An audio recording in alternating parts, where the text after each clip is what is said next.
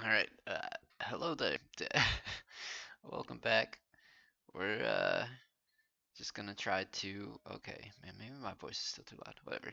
We are going to just go through my rankings of the games here, and then going to play Wild Frost and try to beat the tutorial before lunch. So yeah, here we go. First, Oryx Must Die 3. So this is ranking all the games in the collection. It's last day to donate and get the collection, 35 pounds. It's like 45 US dollars or so. So first, we've got Orcs Must Die 3. I'm biased towards this game and series. I still feel like that's loud, man. It's moving into the red. Whatever. But whoever was listening last night didn't say it was a problem.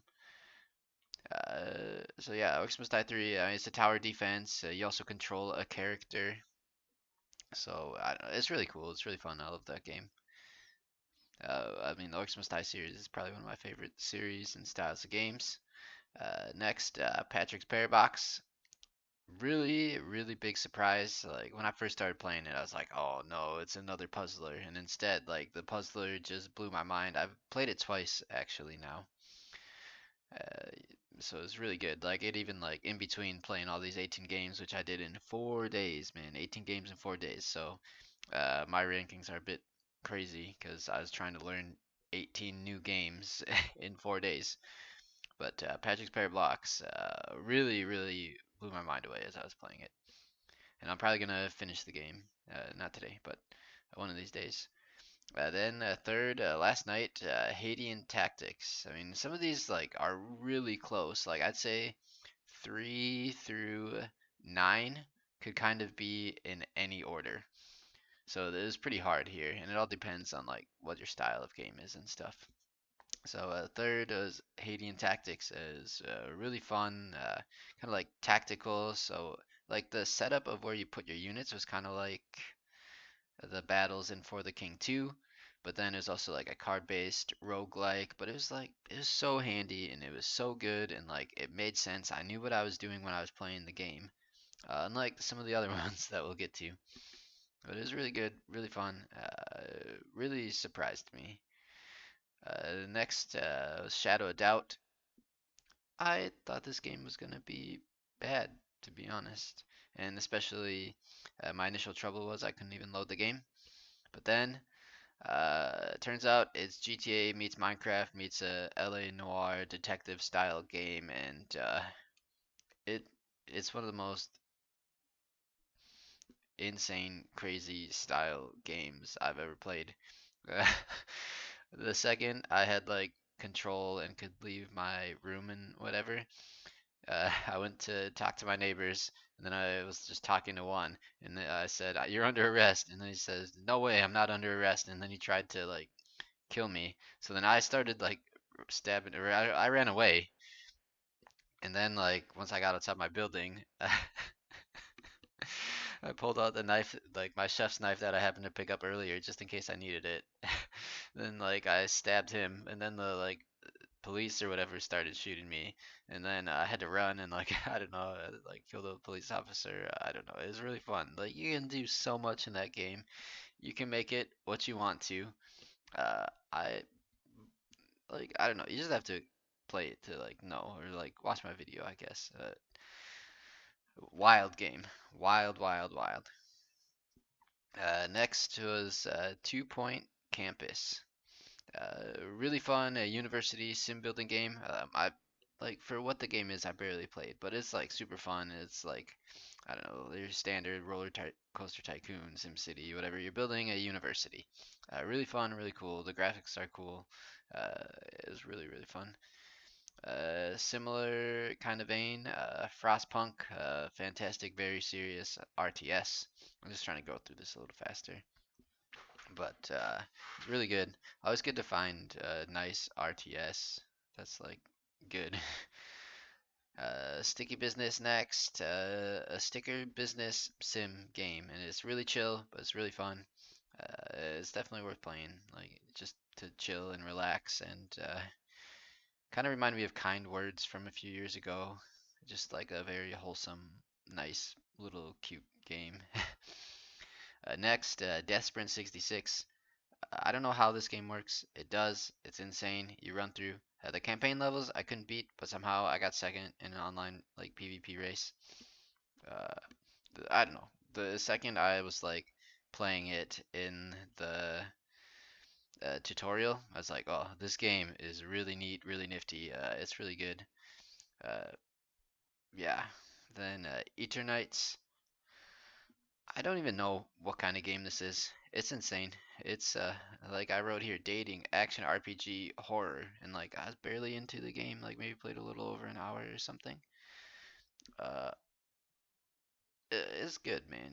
It's good, and it like jumps you around from genre to genre, and you're like, what, and like your expectations just change, and I didn't even know. Like it seems like fun and really good. I do highly recommend it. If you're seeing this after the collection's available, these games are all definitely worth buying, especially depending on your taste and stuff. Then For the King 2, this was pretty good. It seemed kind of hard. Uh, I don't know. It's like a little tactical RPG style game. But I definitely didn't get into it far enough to get a full feel for the game. It is kind of hard. Next is Submachine Legacy, a text dice game. At first, I wasn't gonna like it, but then as I went, it was surprisingly pretty good. And there was a lot of depth to it, and like I started like I don't know the atmosphere and like the setting that is set through it. Really, really cool. Feels like you're like there, and you really feel for like your character and stuff, and everything that's going on. Next was another Crab's Treasure. I don't know. This is I don't even know how to describe this game. It's like I don't know, ARPG slash too much social commentary for me. But you're a crab, and you have to fight people and collect microplastics and turn them in for things and stuff. I don't know. And you're just trying to get your shell back, but it turns into an insane, crazy adventure with too much sad social commentary. Like if you're looking to escape from like the reality of all the bad stuff in the world, it just slaps all that stuff in your face. And I mean, I'm sure if you're someone who doesn't care about all this bad stuff in the world, you're like, oh, this is great, this is so funny, or whatever. But I fought the Elden Ring. That was cool. I laughed really hard.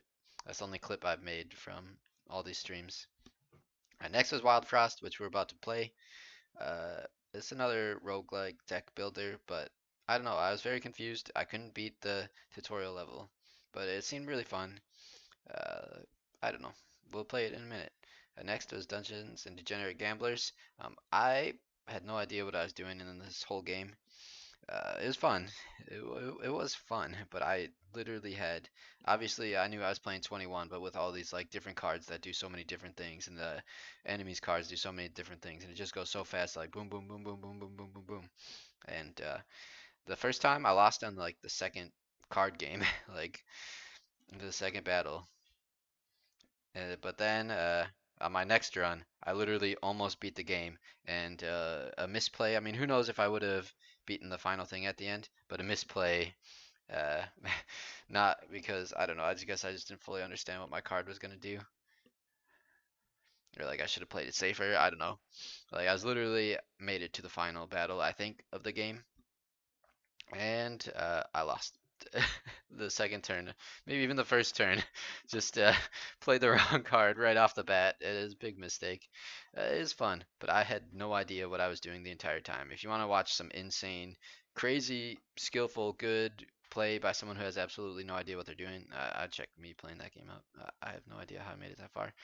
Then Mars First Logistics. I mean, maybe this one could be a little higher too. Like I could almost see it like up here at 10. I don't know. I didn't play it a lot. It was really really jank. The controls were jank, but it was really cool and fun. It's kind of like Kerbal Space Program meets like Farming Simulator, but you're just like a robot and you can like build your robot and stuff or whatever. And then you like complete missions like you have to build your robot in order to pick up this crate to move the crate or pick up a steel beam to move the crate steel beam, and you have to be able to put the steel beam in the right position when you get it to where you're going. but you also have to buy the parts, and if you buy the wrong parts, you might soft lock yourself, which maybe I did. I don't know. But I did just get some money when I completed that steel beam quest, so it should be doable. But I also tried really hard to just lift up a box, and I really messed up lifting up the box. So I don't know, it's fun, and it has multiplayer. I don't know. I don't know what the multiplayer does. The next, definitely worth where it is right here, fights in tight spaces. It's another roguelike deck builder, but you're like combating like guys, or you're like fighting guys next to you. It's like super hot meets deck building roguelike. It was fun, but like I don't know, for me it was too hard. I didn't make it through the first level. Like I made it through the tutorial, but I died like my second fight in on the first time, and then I couldn't even make it through the first level with some like safer, better play. But I mean, sometimes you have to play these games to learn them, and played 18 games in 4 days, so it's not like all possible.